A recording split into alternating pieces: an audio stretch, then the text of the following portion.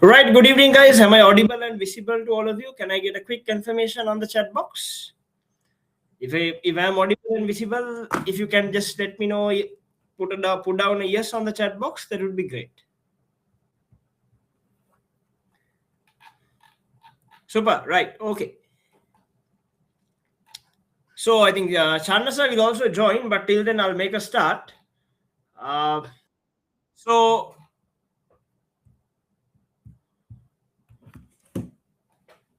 welcome to OCS and welcome to Nanaska. So I'm Mark here, so I'll be taking you through the OCS program. Of course, we'll have a couple of other lecturers too who will be joining hands.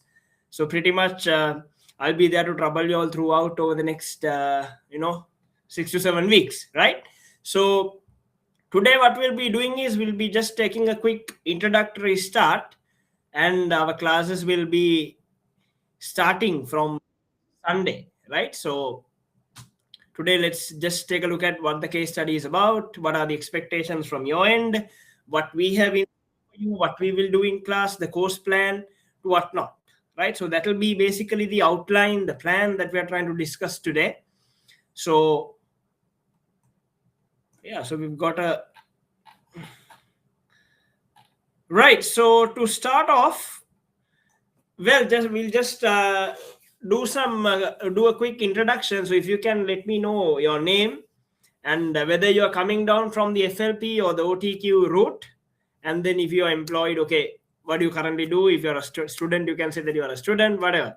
So let's go through a quick round of introductions from everybody before we get rolling down the case study, right? So let's get to know each other and start off the work, start off the course plan, the course outline.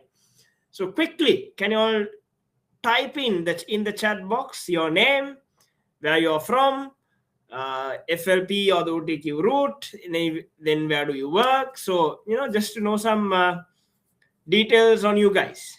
Yeah? Quickly, so let's take about 5 minutes for that. Don't worry, I will not keep you too long today. Maybe from next week, yeah?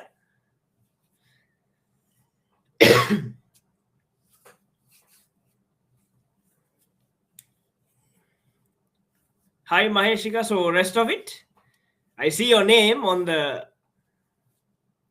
box. So, you can put everything together, right? Just one message.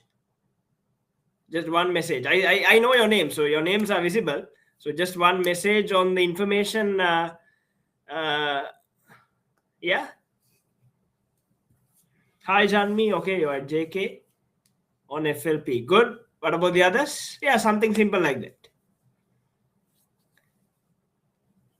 Maheshika from FLP, Vidushika from Candy FLP, Susil. Okay, you're from Indonesia. Good.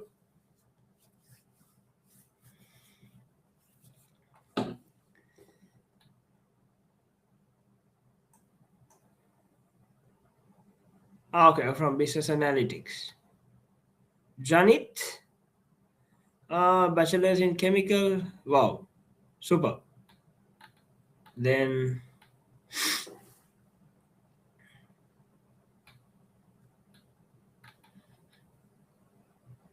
Teshan, okay, business analyst, FLP, Kumali from traditional pathway. Nice to hear that. KPMG. Then we have Prabodha, a banker, Safran, FLP. You're from Kenya. Wow. Dulit, from Japura, FLP, Vajira. Okay. I'm from R&D, FLP, Abu Dhabi. Riham from FLP. At Katayaves. Great.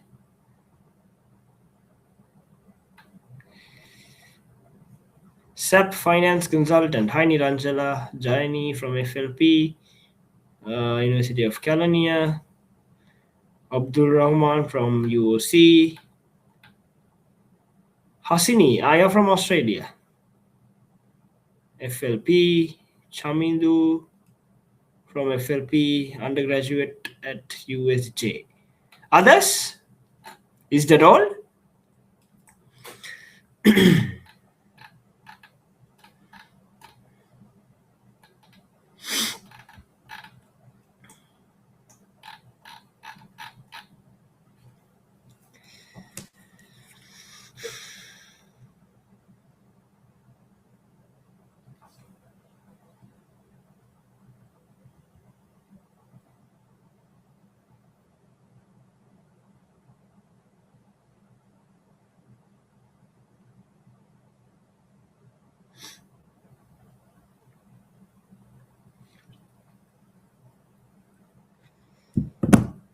Pasindu, you're an HR intern, okay?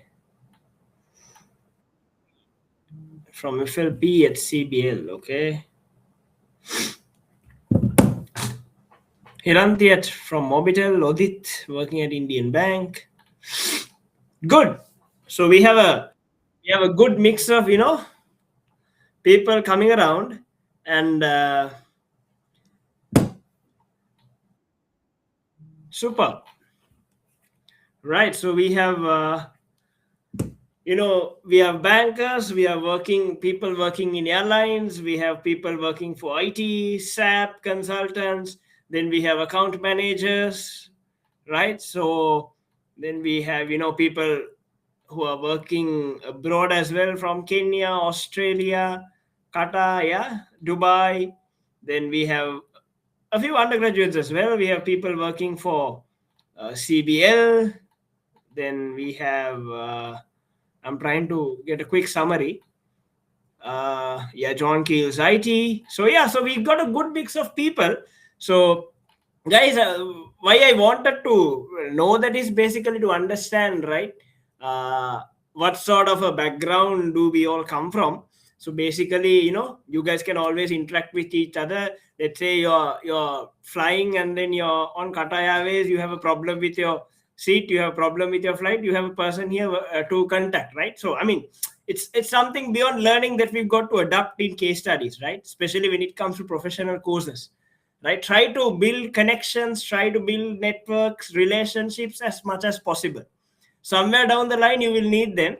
So just take this as an opportunity, take this as maybe a chance where you will be able to engage, especially with people who are working in spheres, in areas which are outside of your domain, right? Outside of your specialization. Have a chat with them. So we have chemical engineers as well, right? So I have a chat with them, see how they what they do, get to know people, get to know their work, get to know where they work from. So somewhere down the line, right, you might get certain requirements, as long as you have that network of connections, as long as you have built that network, right? Always work on expanding your network when it comes to professional courses, when it comes to professional qualifications, right?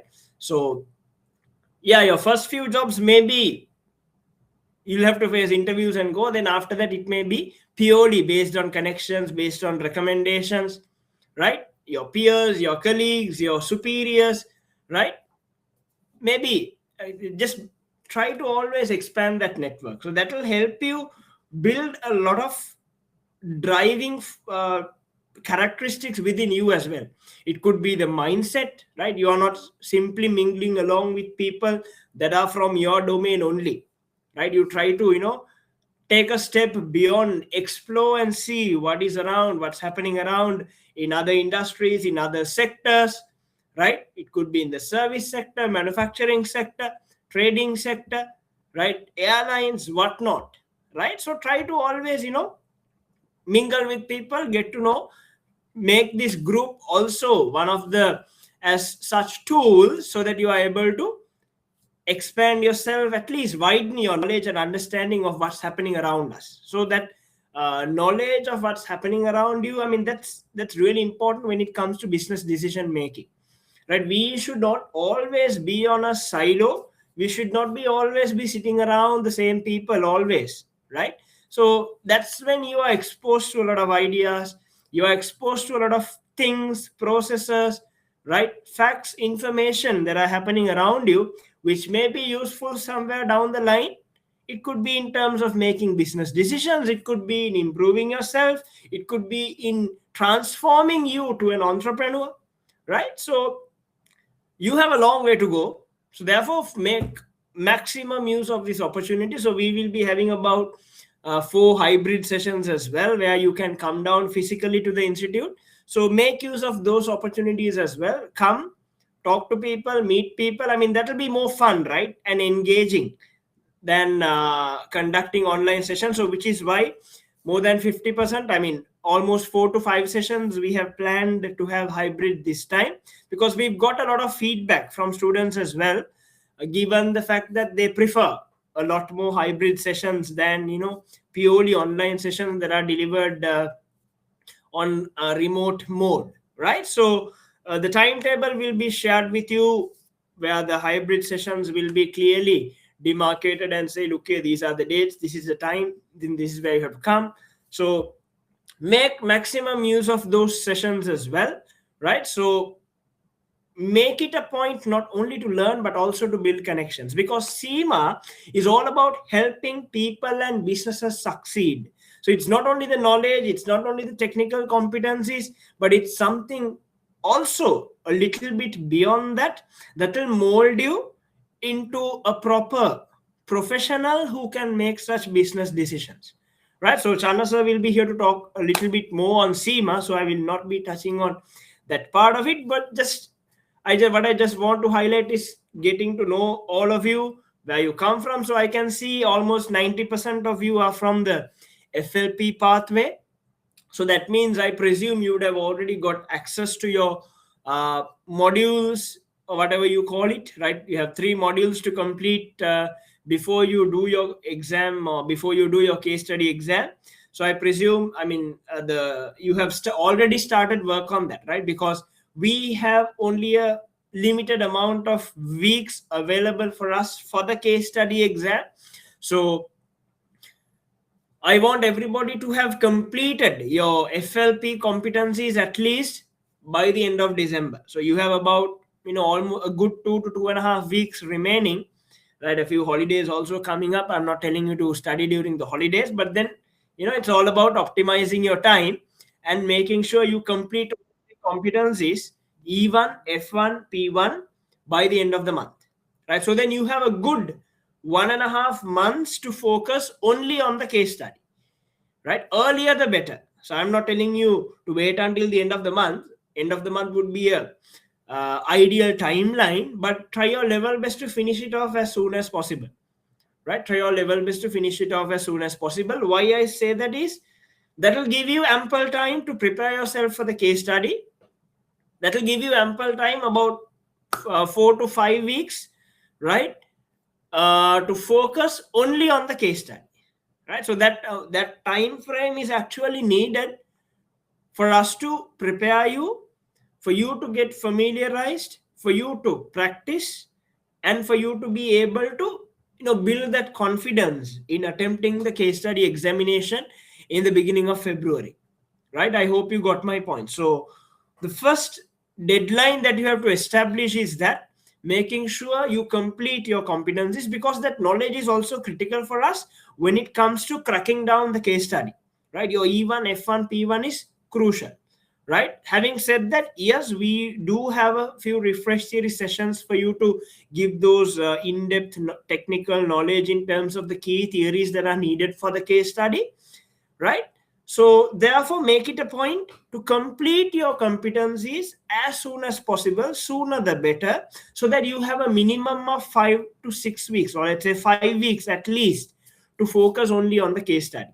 So that should be the very first task, the very first deadline that you have to be setting down today, right? So let's go through the case study, how it looks like, right? What do we do in class? What do we offer for you? The outline, right? Then what is expected from you? What does the case study structure look like? And what are the competencies and the skills that you've got to develop during these 6 to 7 weeks in class? What is expected from you? What are the critical success factors for us to crack down and pass this case study? So those are the key things that we will be discussing from here on, right? So before I go into the detailed content, so we have Chandra sir here with us, who will now speak a few words, and after that we will resume from where we were. right? So Chanasa, over to you.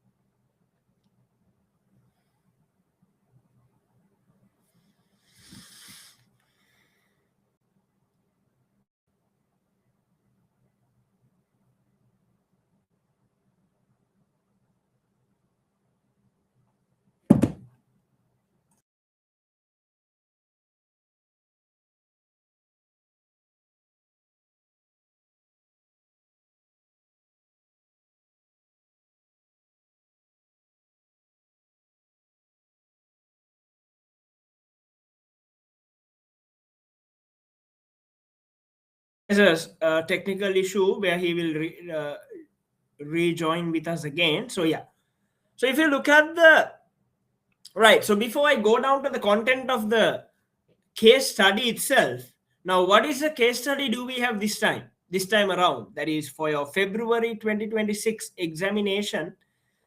What is the case study that we have, that we've got to crack down and analyze? Anybody, have you done your have you done your homework? Tried to find a document which is the pre-scene for the operational case study in November and February? Very good. Some tricks, right? So we have some tricks as our organization that we've got to learn, that we've got to assess, analyze, right? In answering the questions the examiner will throw at you. In answering the questions the examiner will throw at you. Now, what does what is our main product? What do we do? At some tricks, what do we do? Yes. What do we do at some tricks? UK. Our organization is some tricks, right? What do we do there? Skis, yeah? Now, what is a ski? Has anybody here done skiing? Or maybe ice skating? Or whatever you call it? At least anybody here who has done skiing?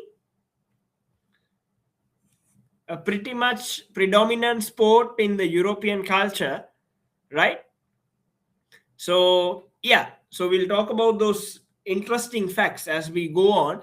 So basically what we do is we manufacture, we design, we manufacture, and we sell skis. So we have different types of skis, from freestyle skis to touring skis to whatnot, right? We have different ranges. So we look at that, we will study all of that when we get to work. So just for your understanding, this time around our case study will be around the sports equipment or the skiing industry. Be around the skiing industry, because we will be manufacturing the skis. So for that, we've got to know what is the manufacturing process, who are the stakeholders involved, what is the customer segment we are serving, what are the products we've got to manufacture, or what are the products we manufacture and sell, how do we sell it, what are the sales channels we use to send our product through to the final customer, right? So likewise, we've got to learn a different lot of things in understanding this industry, in understanding this case study, right? So don't worry, it's not rocket science. You can easily read and understand what is given in the pre-scene. You can easily read and understand what is given in the pre-scene. So therefore, there is nothing to worry. I know when we talk about skis, everybody will be sort of perplexed, given the fact that it's not a very common industry that we all know about. Of course, yes, it's not common in the Asian context. One of the sports in the European culture. So I want you all to now do some research about the European predominant sports, just like skiing. It could be skiing or ice skating or whatever. There'll be very similar sports around, but our sport will be only on skiing. So rather than if you are a Formula One fan, maybe just pause the Formula One races this time. Try to focus only on skis, right? See what are the World Championship events, who are the prominent the ski players, right? So a lot of more interesting things that we've got to learn and crack down when we study this, right? Yeah. So Chanasa is here with us, is back online. So yeah, so you can make a start and then I'll continue from there on. Hi guys, how are you? I'm Channa here. You are not audible though. Uh,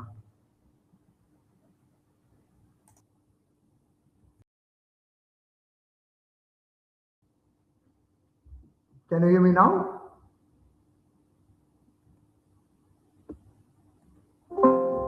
Can you hear me now? Okay. So basically, I'm not going to take a lot of time from you, but I just want to welcome all of you all to Nanaska. So I'll give a very brief. We'll start with the broader SEMA story first, right? SEMA is one of the best qualifications that is available now. The reason is SEMA has changed a lot over the period of time. SEMA was a very good management accounting qualification some time ago. SEMA was always about management accounting, management accounting, management accounting. SEMA has changed a lot now. Now SEMA is not anymore about management accounting. SEMA has become a very important business qualification. SEMA today is like a mini MBA. SEMA is concentrating on how do you make a good CEO rather than teaching a lot of finance heavy theories in the SEMA course. So a lot of things have changed for SEMA. Now, the qualification that you're trying to get registered and you are trying to enjoy in the next 1 year is a very practical business qualification. It is concentrating on how to build a great CEO for the companies in the world. So you will see this change coming more as you go on. Operational level, there will be more theories. When you come to strategic level, the theory component will come down. More practical aspects will come down when you move for strategic level. Operational level will have a higher theory component. It will reduce as you go up in the ladder from operational level case study to management level case study to strategic level case study. So at Nanaska, we are the best case study specialists for the world. We have a software where you can do the exams online, which is very similar to SEMA exams. We take this teaching very, very serious. We will go ahead with you with the KYP, know your pre-scene, KYI, KYP, know your triggers for the OCS. And we will give you about 6 mock papers, maybe 8 mock papers for you to practice. So we got everything that you want. However, please let us know anything else that you would like us to do for you. If you fail, we fail is our theme. Therefore, we will do whatever it takes to ensure you pass. So let us know. Either you can ask from Mr. Mark openly in the class, or you can send a message to him, or you can send a message to me. If you want more mock papers, more theories, more questions, we can do it. But you are starting a very important journey today. Operational level case study for Feb 2026. I want you to be very serious in this journey. Of course, we are very serious. Therefore, we are pushing you continuously. You will see messages coming in. Why are not doing mock papers? Please do the mock paper. So we will push you a lot. But we understand you guys are working professionals. Therefore, we are not going to send you a 100-page document for you to read. We are not going to send you 25-page document for you to read. We will do the videos and send it to you. So Mr. Mark will take the majority of OCS. I will also come in whenever you need, whenever I can add some value. But trust me, you will enjoy the course with us. And I want your full commitment for the OCS because it's a journey. It's a 1-year journey. You do OCS, you do MCS, you do HCS. You have the self-assessment. Self-assessment is not an exam. Therefore, don't try to learn too much. Just pass that. Whatever the theories that you learn in the self-assessment will be covered in the OCS course, or MCS course, or SCS course as required. Right? So let's work together, guys. Let's work together. And we will ensure you pass first time, and we will do whatever that is required from our side to ensure you pass the exam first time. At Nanaska, of course, you should pass the exams, but we want to go beyond that. We do sessions like Your Life is Your Life. That is about how to live a happy life. It's a free session for all our students. We have a lot of leadership sessions happening online and physical. Please do come for them because we want to build better leaders. That is our purpose. Nanaska's purpose is building better leaders. And we are absolutely committed for that. One part of it is for you to be a better leader for the world. One part of it is for you to be qualified, and we are serious about that qualified element.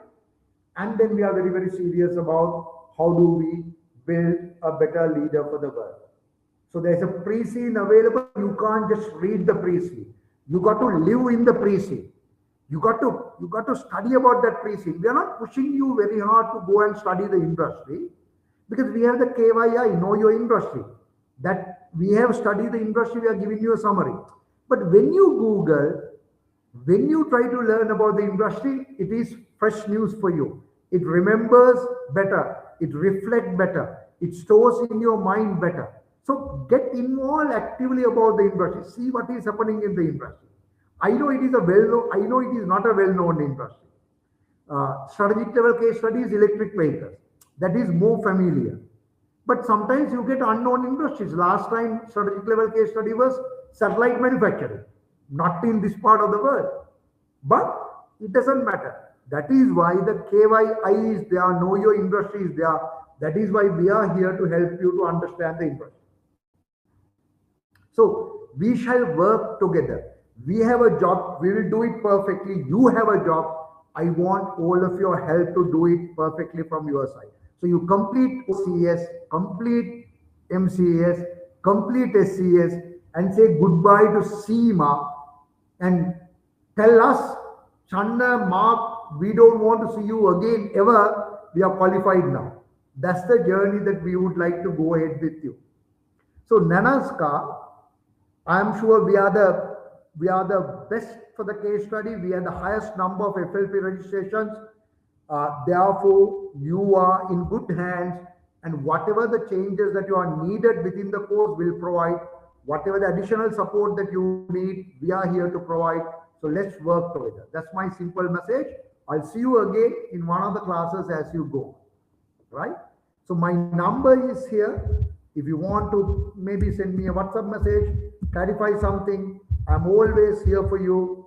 I'm always here for you. If I don't respond, please resend it, right? I'm always here for you, but let's be in touch. So goodbye, guys. Enjoy the session with Mark. We'll start the game. We'll start the game seriously from the next week. And every week, you'll have live classes happening. Every week, you have documents to be read. Every week, you have videos to be done. After second week, you have mock papers to be done. Please commit yourself. And please ensure your time killers around you are managed. I don't know what your time killers are. For me, Facebook, Netflix, friends. So prepare a list of time killers that are killing your time and ensure you manage them very well for this next 6 weeks. When you have 6 weeks for the exams from next week. So I am sure 6 weeks you can not log into Facebook. Nothing will happen. Don't worry. I'm sure your friends will understand. So ensure your time killers are managed so we can do this game together. Goodbye, guys. Mark will take over and I'll see you. I'll see you as we start.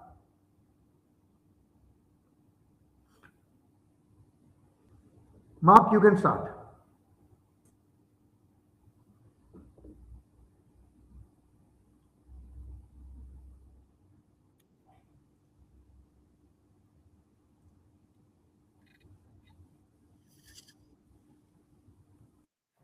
Right. So I hope I'm audible again.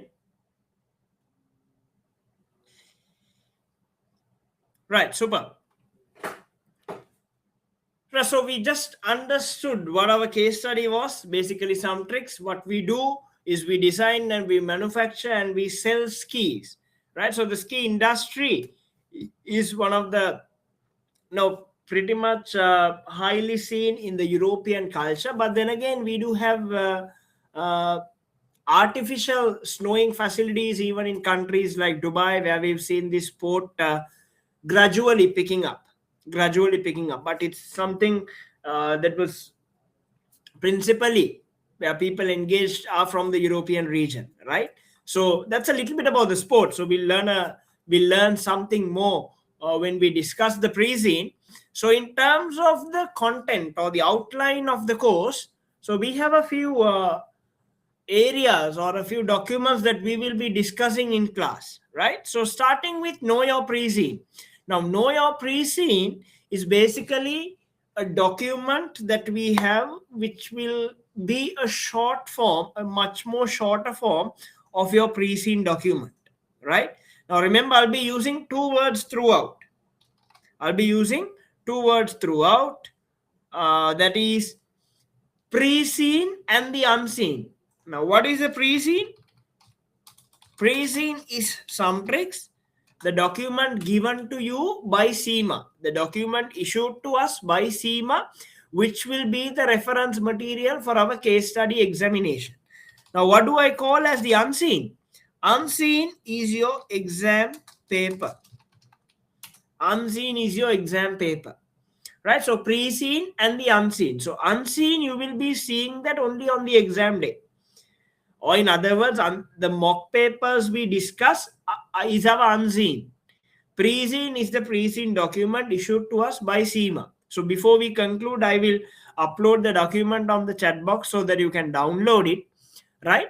So those are the two documentation references, or the, some of you may not understand why I say pre-seen and unseen. So that is basically it, right? So know your pre-seen is where we crack down the pre-seen document into a very concise format, covering all the key areas. So it will have from your role, from detailing out your role, from what the company does, the financials of the company, the financial ratios, the sales data, the budget data, all of that, all the information included in the pre-scene is given to you with some visuals plus a much more summarized version of your pre-scene. Now, this is very important because I know most of you will be finding it lazy to read through your pre-scene again and again, right? So that doesn't mean you should not be reading your pre-scene. You have to read your pre-scene. But this is given to you so that you are able to familiarize yourself with the pre-scene. Maybe go through this document at least once a day or once in 2 days. So you are able to familiarize yourselves better and gain the pre-scene knowledge, the pre-scene know-how, which is critical when it comes to answering the unseen, when it comes to answering the mock papers, when it comes to answering your examination, right? Because we've got to link the information we have in the pre-scene into the unseen, right? You can't be writing whatever you want in the unseen, right? Of course, there'll be a line of content on your unseen, so you can use that data, you can use that information, plus you've got to mingle the information and the data in the pre-scene, right, to make sure you come up with a solid answer. Right? So I hope you got my point. So know your pre-scene is basically that. It will basically break down, right, your pre-scene, your detailed pre-scene into a much more shorter, summarized, concise format that will be easy for you to refer. Right? So that's number one, know your pre-scene. Number two is where we will be looking at the industry in detail. That we call the KYI. In other words, that is your know your industry. So in the know your industry document, this is what you find. This is the content you find in the know your industry document. You will learn about the history and the evolution of the company. What does the market size look like? What is the projected growth of the industry? What are the segments, the skiing, or rather ski products by segment, the customer segments, right? The types of users, right? Likewise, we will be looking at the market, the skiing market, right? The skiing equipment market, right? Then we'll be looking at the industry structure and competitive dynamics. Who are our key competitors, right? What does competition do better than us, right? Where are we in terms of, if we do a gap analysis with our competition, where are we? How can we fill this gap? What are the best practices of the industry, right? That's what we cover under industry structure and competitive dynamics. Then the supply chain analysis. How does our value chain work? So I'm pretty much sure that you will be knowing Porter's value chain, right? From inbound logistics up until after sales service, you have your primary activities, then you have your support activities on top, right? So how do we really relate that supply chain or that value chain model into the context of some tricks? Supply chain analysis is all about that. Let's say on the exam day, right, one of your key suppliers of timber, right, let's assume timber to be one of the main raw materials of your ski, right? So he's going bankrupt. What do you do next, right? How do you get on board a new supplier? What are the criteria that you've got to check when you are onboarding a supplier? Those are supply chain problems, right? Those are supply chain problems, right? You've been accused of one of your suppliers using child labor. How will you respond to that? How will you respond to that, right? So we are trying to be a sustainable organization, right? And still we have fuel powered distribution vehicles in us.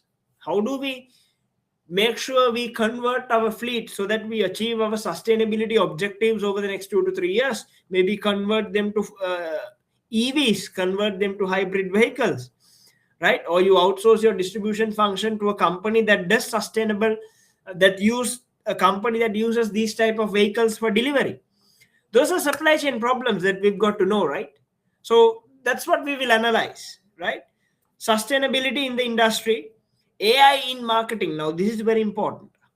Now we are all, the buzzword since the end of 2023 when ChatGPT came into place is all AI, right?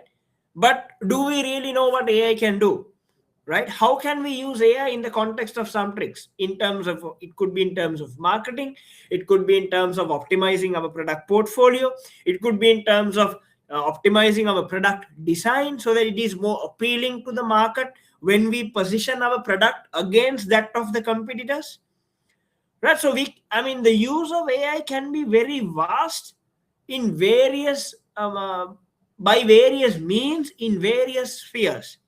How are we really going to get the best out of them? How are we really going to get the best out of them, right? Then we have our website, we do online sales. How do we measure the effectiveness of that? Are there challenges? Then who are the key players in the market? So we will try to understand and identify few real world companies very similar to some tricks that is operating in the market, so that I give you some homework. So you've got to do some research on their websites, try to go to their website, social media sites, look at the form of content they push through, the type of promotions that they do, look at their customer feedback, right?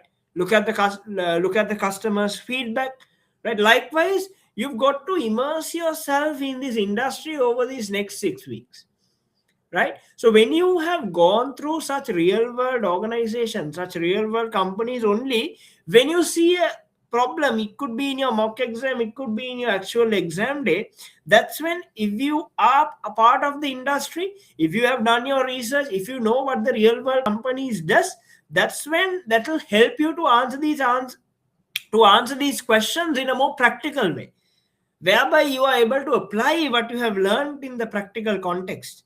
Because remember, case study is not just dumping down theory in your paper. You should know your theory. I'm not telling no, right? In OCS, the amount of theory tested in your examination is quite significant, but that does not mean you need to confine or limit your answers only to theory, right? It's a two-way game where you apply those theory and you try to give a good picture to the examiner. In that picture, you should have the practical applications that will make your answer more attractive, right? So therefore, KYP and KYI are two principal documents, right, that we will be referring through in the during our course period, right? Are two principal documents. Remember, know your pre-scene and know your industry, right? So I've just highlighted what the outline looks like, and then the two principal documents that we will go through in class: the know your pre-scene and the know your industry. So do you all have any questions up until this point? Any questions up until this point? I'll spare about 2 minutes. If you have any, you can ask. If you don't have any questions, let me know if you are clear or not, right? So you can quickly send a note on the chat box. If you are clear, you can say you're clear. If not, please go ahead and ask if you have any doubt or clarification regarding what we discussed or any other questions regarding the case study examination. Yeah.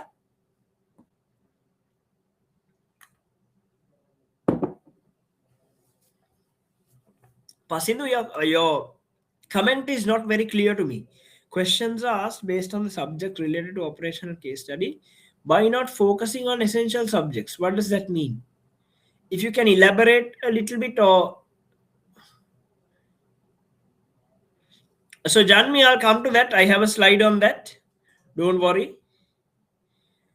I have a slide here on the case study overview. So when I come to that, I will explain. Right? No memorizations required. It's just the logic, right? And the application that is needed, right? So in case study, we don't let you memorize things, right? It's just the application that is mostly important in terms of the theory that you know, right? So no parroting here, just a matter of knowing it and then being able to apply it, right? So the key theories will be refreshed, don't worry, right? We have about 5 refresh theory sessions set up, which will be starting immediately, starting from next Wednesday, if I'm not mistaken. So towards the end of the session, I will share you the course plan as well, along with the timings and the dates. So don't worry about the theory refreshing part. That will be arranged for you. We will have a few sessions. So our lecturers who are doing the respective theory subjects only will be conducting the sessions, right? So I won't be doing it. So therefore, you can clarify all your doubts during those sessions, right? Pretty much all will be refreshed, right?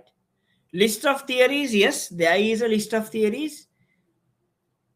When I brief, right? If you look at the case study, if you open the present, the very first page is about your role. So when we discuss it, I will outline the key theories that you need to know, that you need to refresh, that you need to be thorough with when it comes to answering the questions, right? English grammar, there will be no penalization, no marks will be reduced for your grammar mistakes, for spelling mistakes, given that the examiner can understand. Given that the examiner can properly understand what you have written. So the comprehension part is there.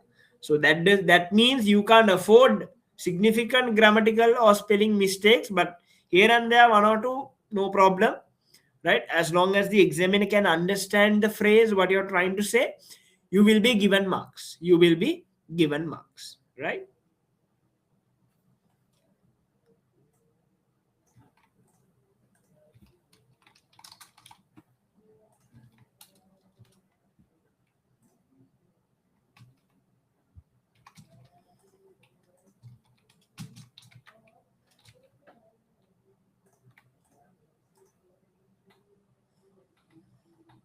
What about the typing speed? Good question.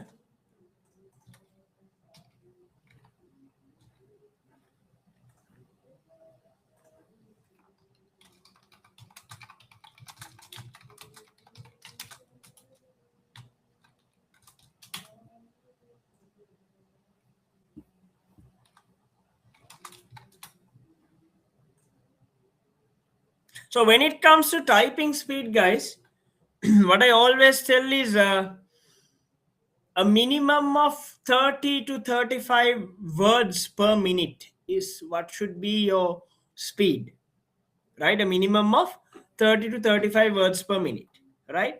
So when it comes to typing, I'm sure most of you, we are all in this digital world, digital sphere, I understand, right?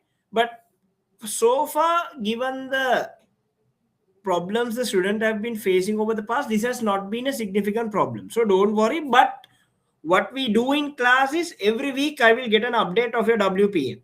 So what do you have to do is, first, I'm sure none of you will be knowing your WPM. WPM is words per minute. Even I don't know my WPM. So what should you do now? So the first thing is you got to track your WPM. Take about 5 minutes, do some typing on your computer. In a Word document, at the bottom, you will find number of count of words or number of words or whatever. Right? So divide that by the time you took and see how many words you can afford to type per minute. That is step number 1, tracking your current WPM. Step number 2 is, now you know what is your target. Keep 35 as your target. Let's say your actual is 28. Nothing much, you just have to improve a little bit, right? So there are enough and more apps and sites that will help you to improve your typing speed. Do some exercises, or just take a newspaper and keep typing for about 5 minutes once in 2 days, right? So gradually start working on the typing speed as well. If you are in your 30s, let's say 35 or above, you should not worry about it. But if you are in your 20s, you need to do some work. So there are enough and more typing exercises online. So take one of them, do some practice, take a newspaper, type for about 5 minutes every other day. You should be able to improve it. So now these are things that you have to start now, right? So I'll be giving you a list of things that you need to start working on immediately, not wait for us to start the classes, right? So I'll come to that towards the end. Specific format for answering. Oh yes, there is a specific format. So when we discuss the first mock paper, I will be taking you through in detail. How do we answer? How do we generate the answer points? What is the structure that we have to use when it comes to answering mock papers? So we'll be doing it immediately. We'll be starting it next week, right? So next week, what my plan is, we'll be doing about 75% of the session. We'll be discussing the pre-scene. The balance 25%, I will take time for you to explain, for you to teach how to write answers. What is the structure we have to follow? What is the process that we've got to follow to generate answer points, right? So we'll be doing all of that, right? Minimum word limits as essay type answers are expected. No minimum word limit. It's just the content that the examiner will be looking at, right? So depending on the format, I will tell you, depending on the percentage of marks allocated to that particular question, we will agree on a minimum threshold. Example, minimum of 3 points and 3 paragraphs below that. Minimum of 2 points and 2 paragraphs below that. Likewise. So we will be agreeing on those matrix next week, right? When it comes to answering format, how should we write? What should we write, right? Don't worry, you don't need to bring a keyboard for the exam. It will be there, right? So you will get a PC to do your exam. So don't worry. Can we switch the exam window with another application? No, not at all. No, not at all, right?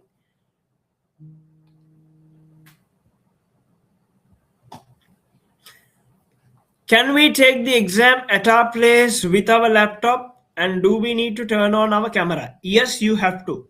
If you are doing your exams at home, there will be a dedicated examiner who will be invigilating you. So you have to have your camera on. There should be no surrounding sounds. Nobody should be coming into your room. So that's a hassle, I would say. So try your level best to do the exam at the exam center. So I always tell the students when they ask me, always do your exam at the exam center. There you are safe. We have enough and more ample scenarios where people have got stuck. Then the screen goes blank, power goes off, nobody to restore, nobody to back it up, and you lose everything. You have to do the exam again, right? You have a lot of problems. So might as well avoid all of that. Do the exam in the exam center, right?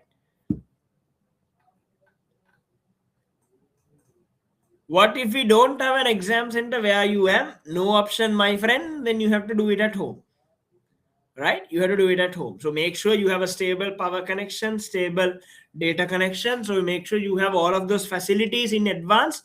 You check those tick boxes, and if you are confident that yes, you can get this done remotely, no worries at all, right? But I was just telling the most preferred method as the exam center, right? You can also do it at home, right? So in the registration, on your registrations, you will get that option whether you select exam center or do at home, right? So now if you are on our WhatsApp group, right? If you are on our WhatsApp group, all the details will be shared in the group. When is your exam entry closing? When should you book your exam? When should you complete your competencies in FLP? All of that, all those updates will go in your group, will go in the WhatsApp group, right? So don't worry about that. You can't bring your laptop to the exam center, right? They will have their own PCs, and then you will have to do your exams in the PC, right? So if you have a laptop, might as well, if you are really struggling with typing, right? I don't think that most of you would be struggling with it. Might as well have a keyboard, right? So I have one just like this, and make sure you practice your typing accordingly, right? Don't worry, that's not a big problem. Make sure you have your WPM set up properly. That's it, right? How to become a prize winner? Very good. So when we do the mock papers, I'll tell you what is a prize winning answer and what is a general answer, what is a poor answer, right? So we will discuss when we do the mock papers. I will tell you there is a framework. There is a 5-step framework that we have developed that we teach you when it comes to when it comes to presenting an excellent answer to the examiner. So we'll go through that 5-step framework, and then you will know how to become a prize winner, right? So good to have that mindset, right? The first time I'm getting a question like that in the introductory session, so I'm very good to have that mindset at the start. So it's just a matter of getting down to work to realize that dream, right? So in fact, we've had a world prize for OCS in May 2025. That was 2 sessions ago, right?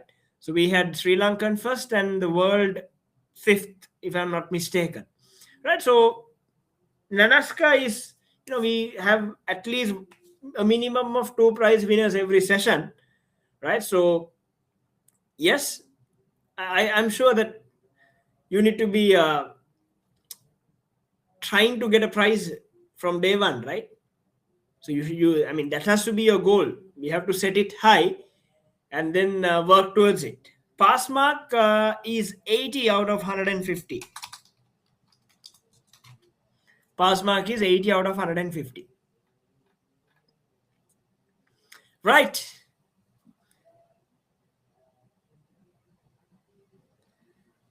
Ideally, it's PCs with external keyboard attached. Gayatri, I hope I'm clear.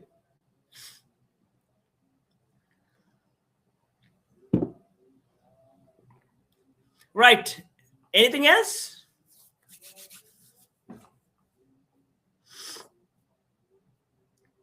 Yes, number of questions. Good point. So your exam will have 4 sections. Let me select a whiteboard.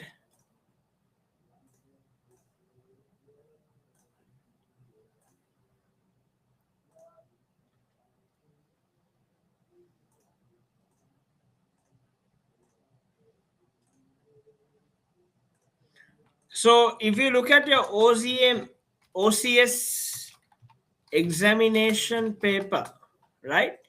So this will have 4 sections, right? This will have 4 sections.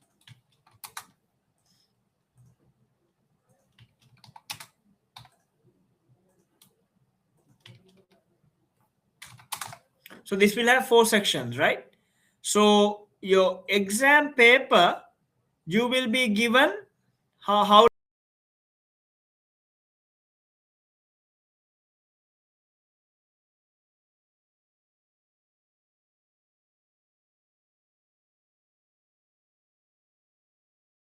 good. So you will have 3 hours, right? You will have 3 hours to answer. You will have 3 hours to answer. So that means time per section is about 45 minutes. Time per section is about 45 minutes, right? So all 4 sections are compulsory. You have no selections, right?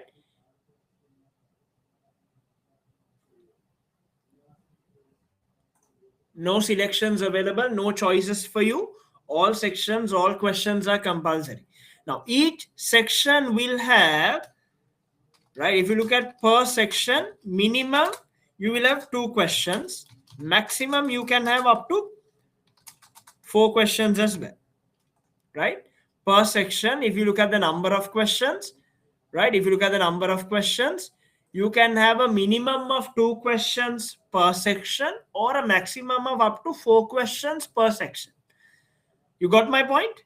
So each question there'll be a weighted, there'll be a mark weightage. Let's say there are 2 questions, 60-40, 70-30, or 50-50.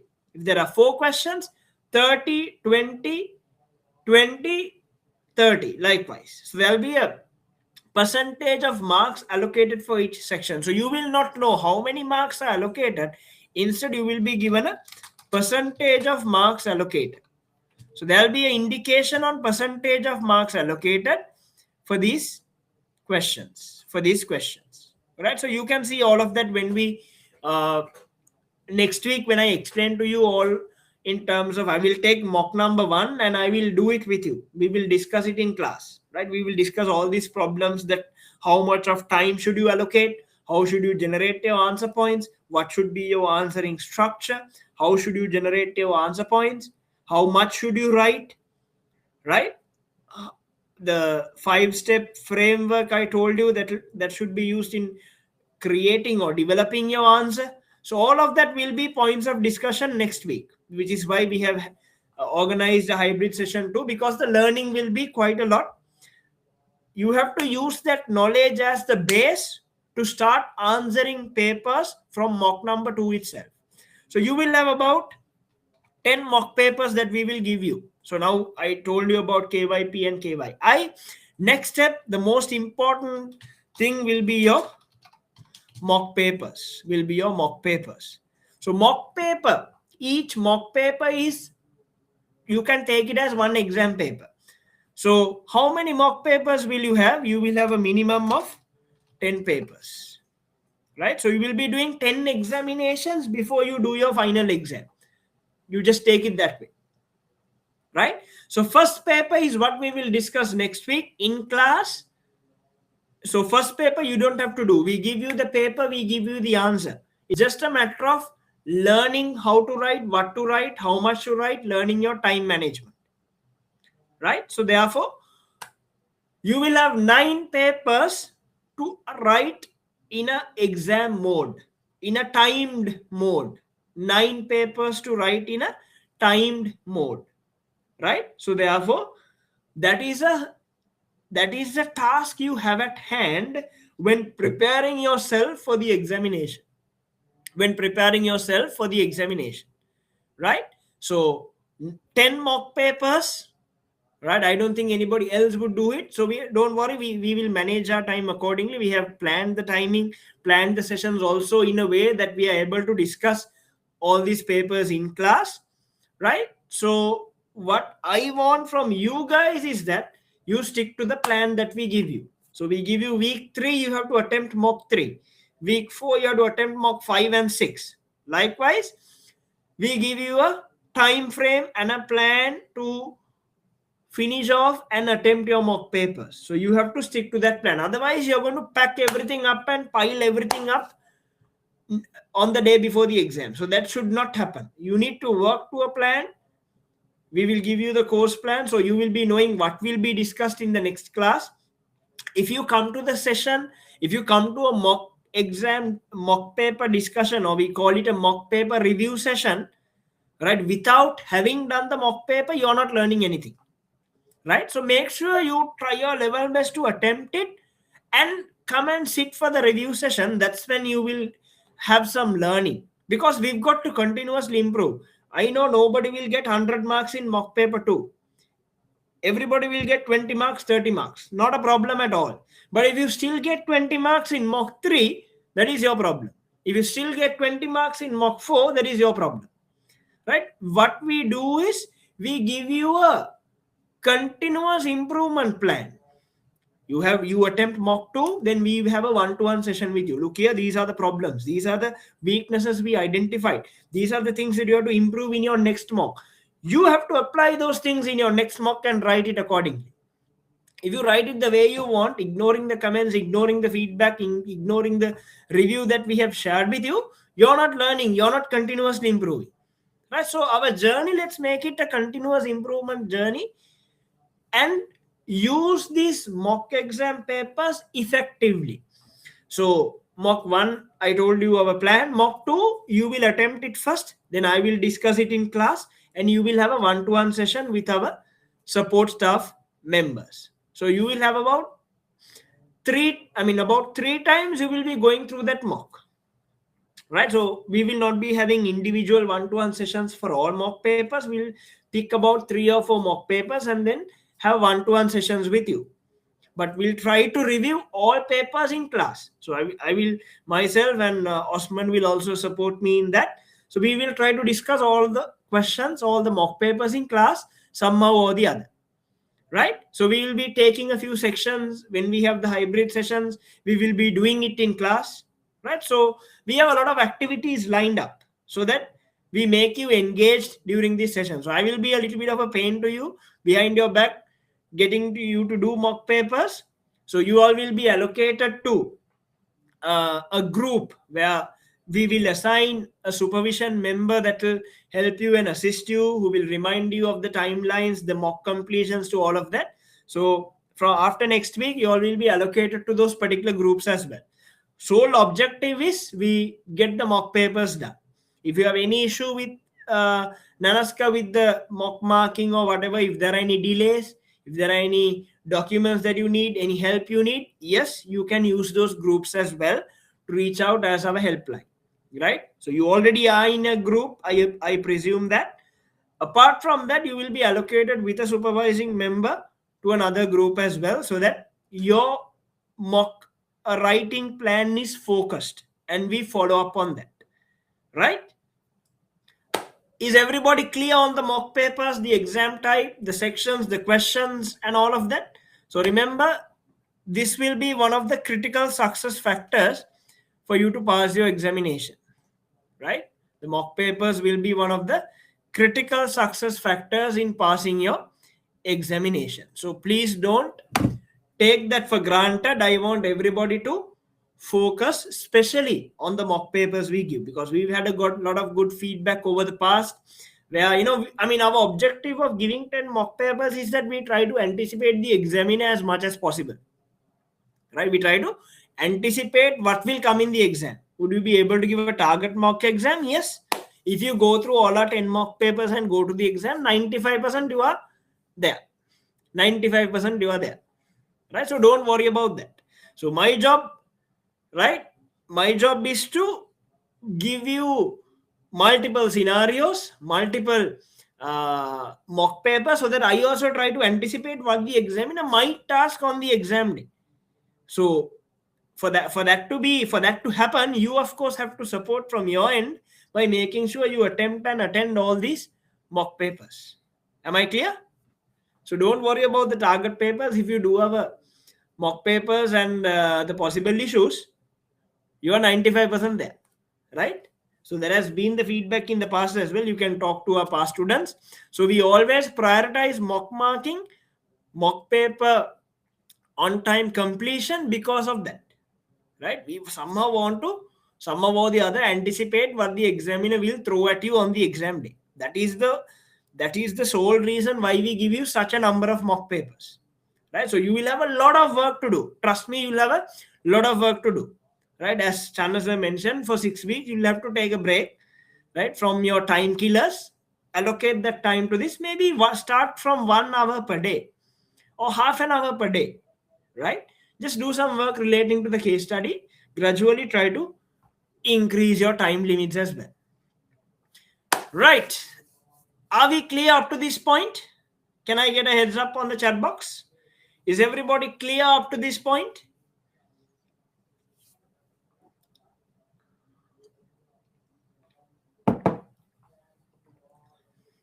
Super.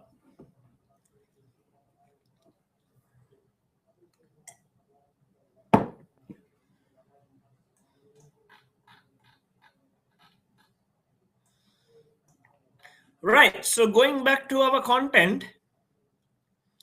Now, this is what I was talking about, the real world application, right? So what we'll do is in your KYI, that is this document, you will have a details of a key player, that is of a real world company very similar to Sumtrix.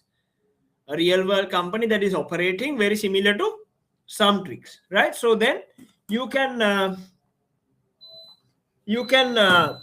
go to their sites, go to their social media pages, try to learn about what is happening around them, right? So watch some YouTube videos on what skiing is about, who are the main key ski personalities, right?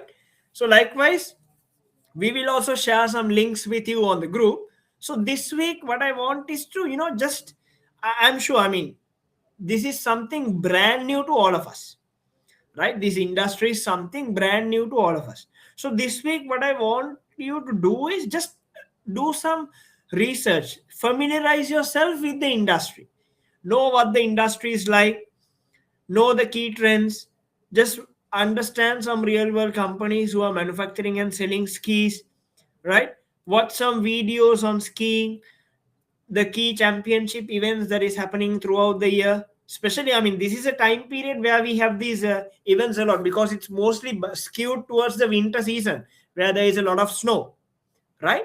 So this week, try to familiarize yourself with the industry. I won't give you a lot of work this week, just a few check boxes for you to tick. Familiarize yourself with the industry. I mean, anyways, you have been working on your E1, F1, P1, what do you call the competency? So you complete that. That is already there. So that's not a task I'm assigning to you. You have to do it, right? So familiarize yourself with the industry. First, know your WPM. How much can you type words? How many words can you type per minute? Then I told you an average or a minimum should be 35. If you are below that, practice yourself to improve, because after we start doing mock papers, you will don't have time to improve your typing speed, right? We will be starting mock papers immediately, maybe starting from the 28th of Sunday, right? So by that time, that this next 2 weeks, you have to polish up all these things, right? So number 2 is your WPM. Number 3, read the pre-scene at least 2 times before you come to class next week. Read the pre-scene document at least 2 times before you come to class next week. So we will have an interesting and interactive discussion next week when we meet in class, right? So those are the 3 little things I want you to do, right? Of course, the 4th one is your FLP modules. Make sure you revise and refresh your E1, F1, P1 as well, right? So if you look at the case study, there was a question, how much of theory should we know?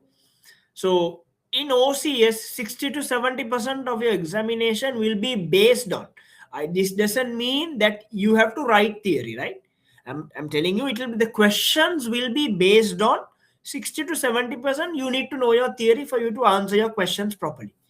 30 to 35%, yes, some business applications, some practical knowledge, some industry information is of course needed for you to answer the questions examiner throws at you, right? So remember, 60 to 70% means that's a very significant proportion, a significant percentage.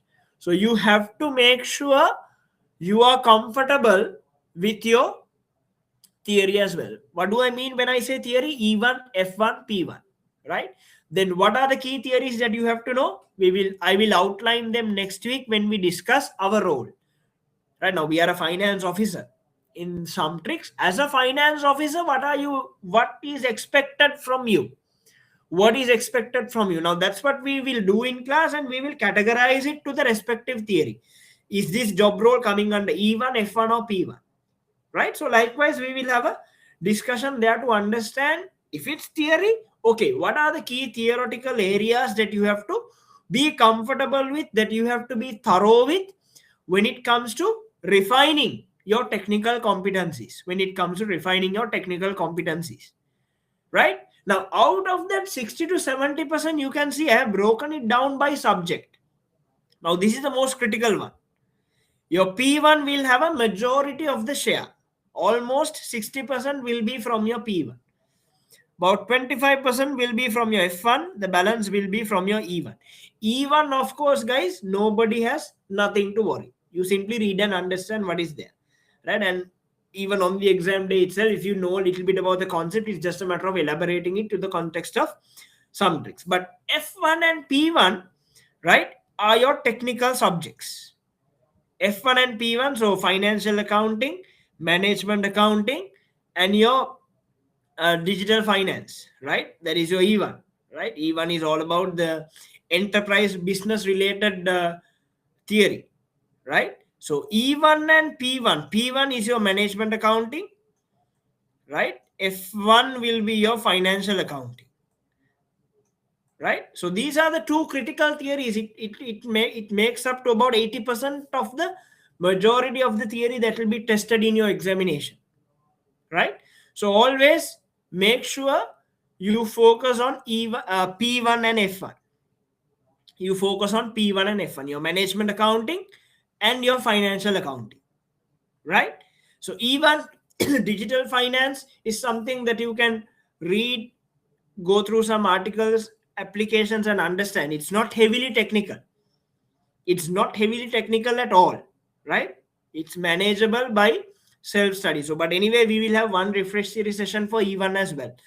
But taking down only the key areas to the context of some tricks, we will have a session for E1.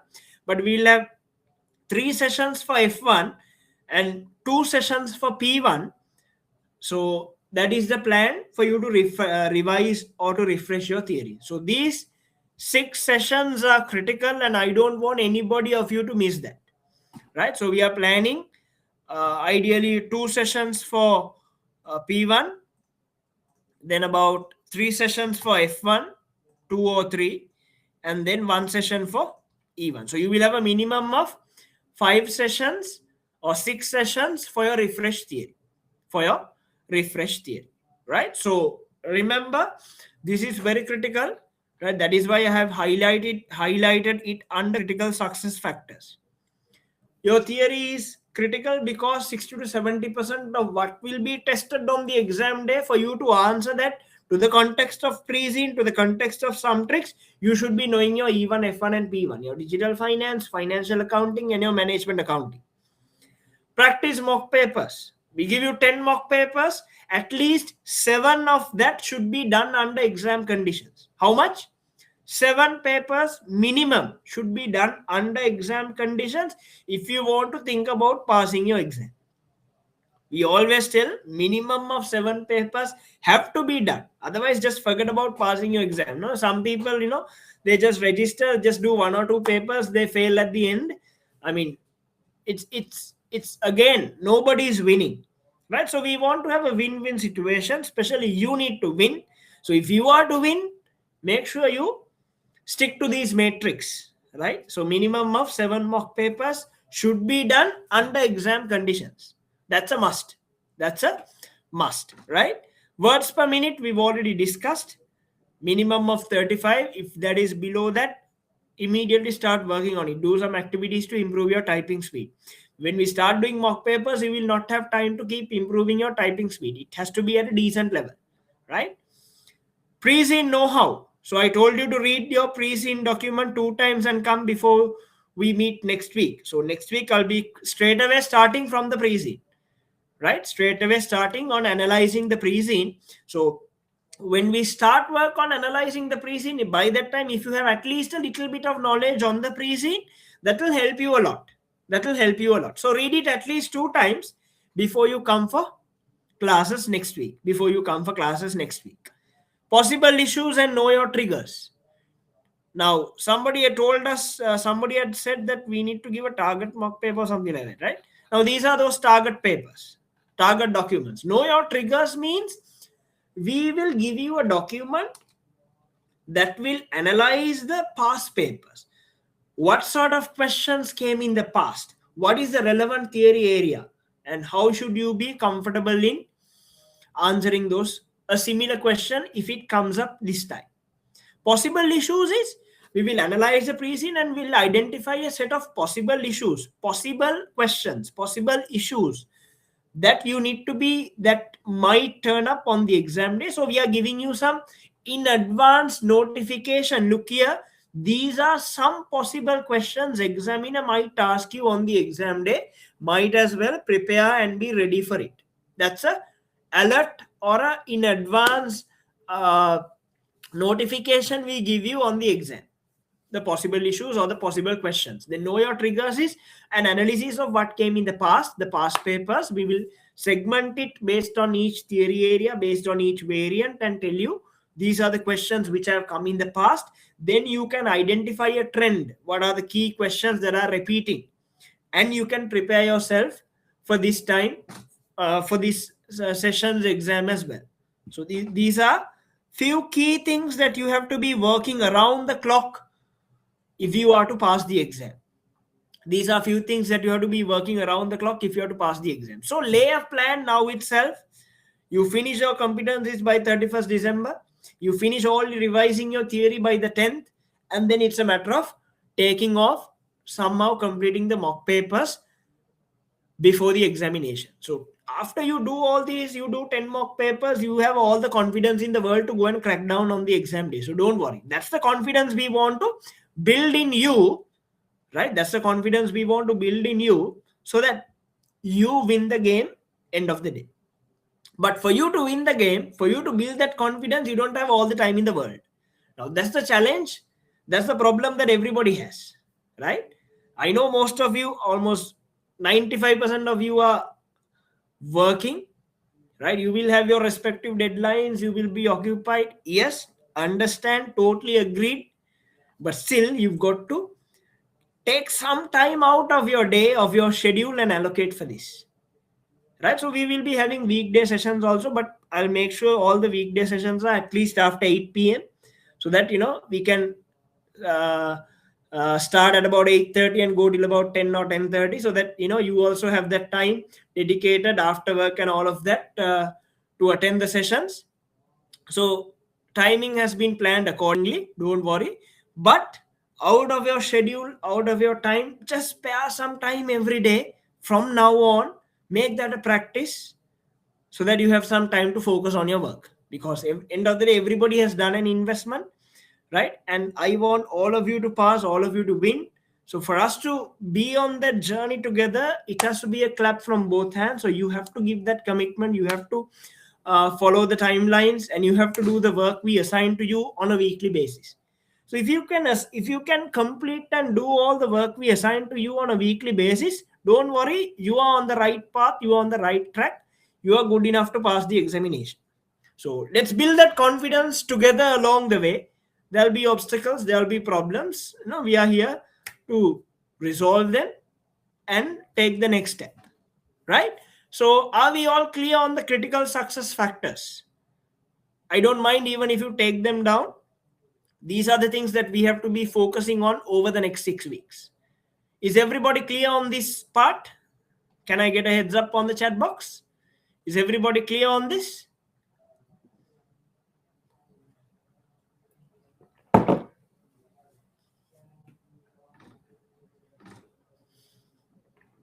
Rest of you?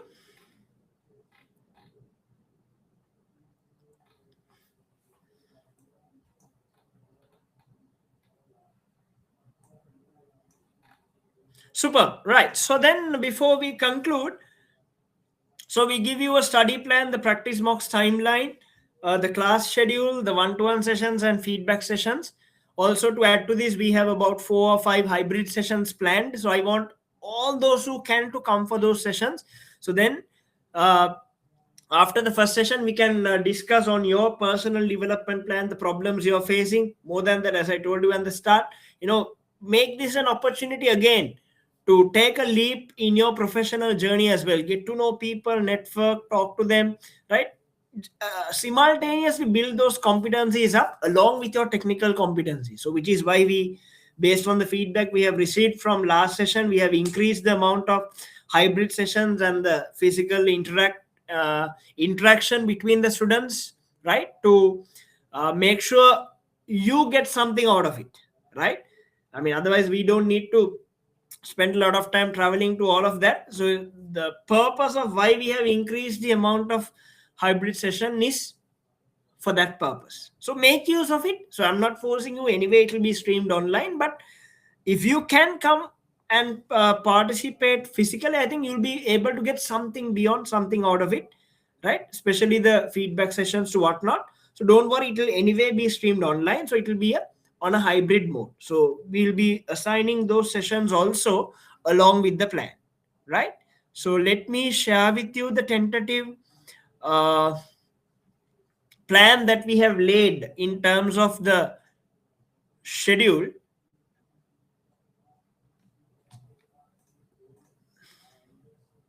Can you all see the timetable?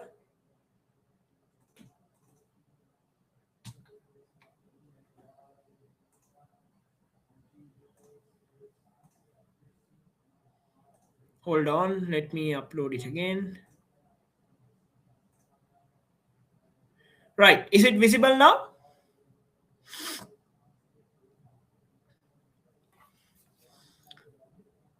So just take note of it. I mean, this is a tentative schedule. There may be changes depending on the circumstances, right? I work, you work, so yeah, there can be uh, changes here and there, but more or less 90% we will be trying to stick to this schedule. We'll be trying to stick to this schedule, right? So this is our session today. Don't worry, I won't be taking till 8:30, so we are almost done. So from 17th, from Wednesday, we'll be kicking off our refresh theory session. So Wednesday you will have E1. Then 19th is Friday, you will have F1. 20th is Saturday, you will have F1. And then 21st Sunday, we have our first session for the case study. So we'll be doing the pre-scene analysis, and then mock 1. I will be shifting it here this time because I will not be available for 2 weeks after that. So I'll be taking mock 1 up here to be discussed on the 21st of December. So along with that, starting off with the pre-scene analysis, introduction to the pre-scene. I mean, introduction is already done. Pre-scene analysis, 75% of the time, 25% of the time for a mock 1 discussion. What to write, how to write, how much to write, basically the W5 and the H that we'll be discussing in terms of attempting mock papers. Attempting mock papers, right? Then yes, every session will be recorded. Every session will be recorded and it will be uploaded to the LMS, right? So that doesn't mean you need to take it for granted and watch the recordings and take on a relaxed mode. If you are on that mode, I don't want to interrupt, that's fine, but try your level best to make sure you attend the live sessions. And I mean, we'll be agreeing on certain things, certain tasks to be done on a weekly basis, right? So doing those things, having that interaction.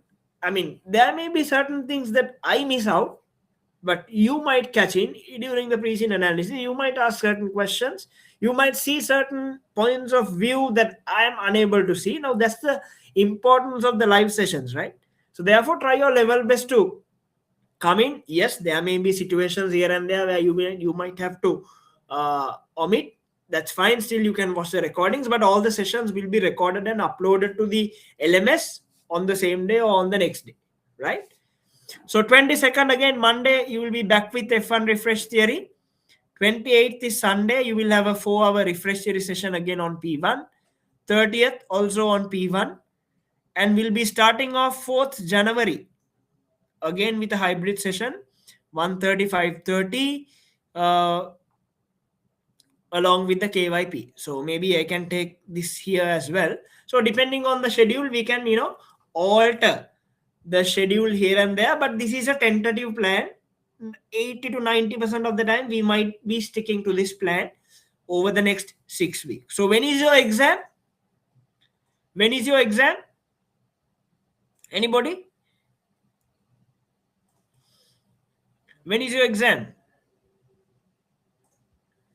February 20th? My God, no. Yeah, it'll be on the 4th, 5th, and 6th of February. So you need to select one day, right? So barely you have about 3, 4, 5, 6, 7. You have about 7.5 weeks for the exam, right? 7.5 weeks for the exam. Lot of work to be done. Lot of work to be done. This is the plan, and we'll be kicking off things next week, the 21st. And we should be able to get going accordingly. We should be able to get going accordingly. So I will upload the pre-scene also on the chat box for you to read and refer and come when you come next time. Just a second. Yeah. So apart from that, if you look at on what we covered, remember this is the most important slide I would say of all, the critical success factors. So let's work to make sure that we tick off all these factors, making sure that you are comfortable in terms of facing the exam confidently. So that is the objective. That is what I will be working on, right? Along with my team. You also need to be putting on that effort, maybe that extra effort, a little bit of extra mile in getting it done. Don't worry, you don't have to look for long. Just take it week at a time, one day at a time, 1 week at a time, and make sure you deliver the commitment, and then you are halfway there. Then it's a matter of refining yourself, attempting the mock papers, continuous improvements, and then polishing yourself up closer to the exam, right? So with that note, I will conclude the session for now, and I'm hoping to see all of you in class on Sunday 21st, 1:30 p.m. Sri Lankan time. Those who are abroad, yes, you can tune in online. It will be a hybrid session, and we are planning to cover the pre-scene analysis, the mock 1 discussion, how to answer a mock paper. All of that will be discussed next week. So that's the plan that we are trying to work around. So I hope you were able to get something out of today's session, right? Something out of today's session.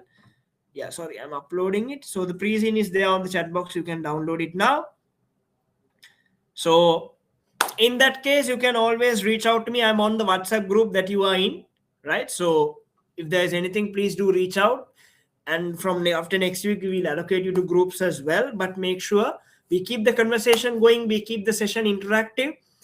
And we are able to win this game end of the day, right? So thank you very much, guys. And good night. Have a great week ahead.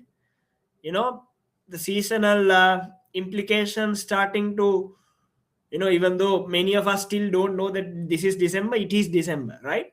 So we are anticipating the season to be shorter given the circumstances which we have to face. But don't worry, we have been resilient over the past and we will recover fast.